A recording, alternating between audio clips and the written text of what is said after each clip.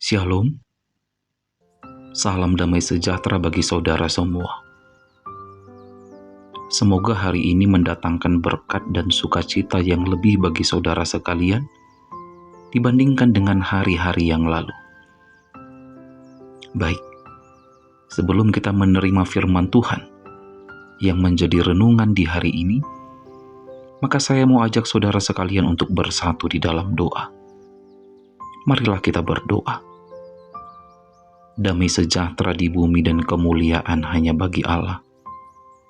Biarlah setiap hati dan pikiran yang selalu rindu untuk mendengarkan firman-Mu, kiranya tetap dipenuhi dengan kuasa Roh Kudus.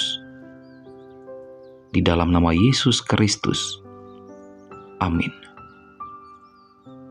Saudara-saudara, renungan harian bagi kita di hari Jumat di tanggal 16 Mei 2025 tertulis di dalam kitab Yudas 1 ayat 2. Yudas 1 ayat 2. Rahmat, damai sejahtera dan kasih kiranya melimpahi kamu. Amin.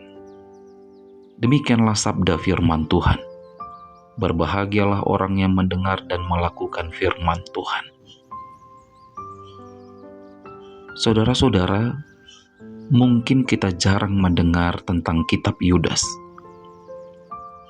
Kitab Yudas ada di dalam Perjanjian Baru, ada. Dan kita jangan salah paham, saudara-saudara. Kitab Yudas bukanlah dituliskan oleh Yudas murid Yesus. Karena Yudas murid Yesus atau Yudas Iskariot telah lama mati sebelum kitab ini dituliskan. Lalu jika demikian, siapakah Yudas yang menuliskan kitab ini? Dikatakan di dalam Yudas 1 ayat 1. Yudas, saudaranya Yakobus, adalah penulis dari kitab Yudas ini. Jadi bukan hanya satu yang bernama Yudas ya, tetapi ada Yudas yang lain selain Yudas Iskariot. Nama boleh sama, tapi perbuatan sangat jauh berbeda. Kalau Yudas Iskariot menjual Yesus demi uang dan perak, tetapi Yudas saudara Yakobus memberi hidupnya untuk melayani Tuhan pada saat itu. Yudas saudara Yakobus berkata, rahmat, damai sejahtera dan kasih kiranya melimpahi kamu. Kalau dalam bahasa Simalungun, rahmat itu diartikan idop niuhur. Jadi isobu sonon, lambin igo kima bani nasiam, idop niuhur, damai apa holong. Saudara-saudara, perkataan ini adalah sebuah doa serta harapan yang disampaikan oleh Yudas saudara Yakobus kepada setiap orang pada saat itu. Maka kalau ada pengkhotbah yang berkata, rahmat, damai sejahtera dan kasih kiranya melimpahi kamu, maka responilah itu dengan mengatakan amin. Tapi jika dikatakan penderitaan, kesusahan, dan kepedihan melimpahi kamu, maka tentu tidak ada seorang pun di antara kita yang akan berterima dengan perkataan ini.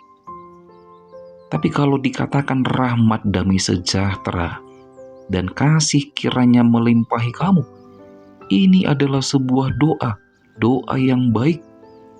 Maka responilah dengan mengatakan di dalam hati, amin. Saudara-saudara, ada sebuah ungkapan yang mengatakan ucapan adalah doa. Ucapan adalah doa.